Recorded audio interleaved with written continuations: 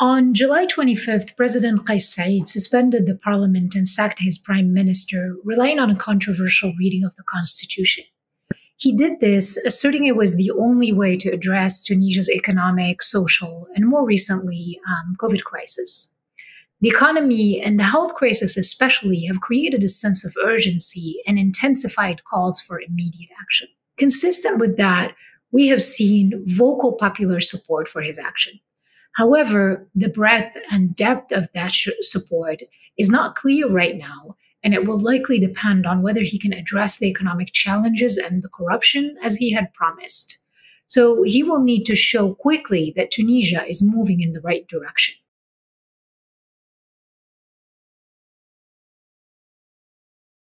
Apart from some scuffles Monday morning in front of Parliament between supporters of Ennahda and supporters of Kais Saied, things have been relatively calm. Ennahda has backed down from their strategy of calling people to the streets, perhaps because they were not very successful in getting people to rally behind them and to support the work of Parliament, which has been increasingly unpopular.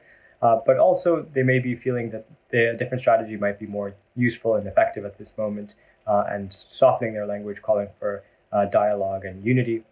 At the same time, we've seen the president continue with his governing by executive decisions, also not just following through on his promises on Sunday, but his promises from his 2019 presidential election campaign, anti-corruption promises, now deciding to have a sort of a reconciliation with corrupt businessmen who profited during the Ben Ali regime, calling on them to avoid prosecution by investing in development projects in Tunisia.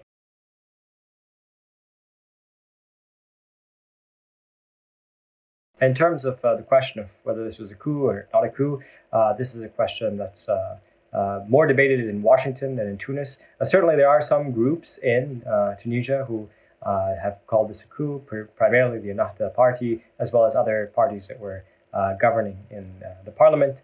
However, for the most part, institutions, different unions, associations, state institutions have put out statements not using the term coup, but have instead said that they would like to see the president live up to his promises, that this is simply a temporary measure with some red lines set, maybe a 1-month temporary period, as the president himself had said, and is shown in Article 80. The president himself has said that he is willing to extend beyond 1 month if he sees that the emergency that he has referred to continues and is not solved. But we're definitely seeing some pushback from different institutions, and certainly all of the organizations and civil society groups that have been practicing their democratic muscles over the last 10 years are certainly loath to give that up and are practicing those muscles right now.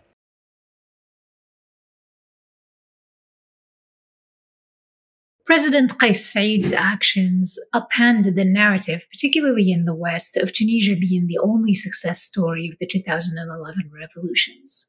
More practically, the question of whether this is a coup impacts foreign support, which, if withdrawn or changed, risks worsening the precarious economic and social situation.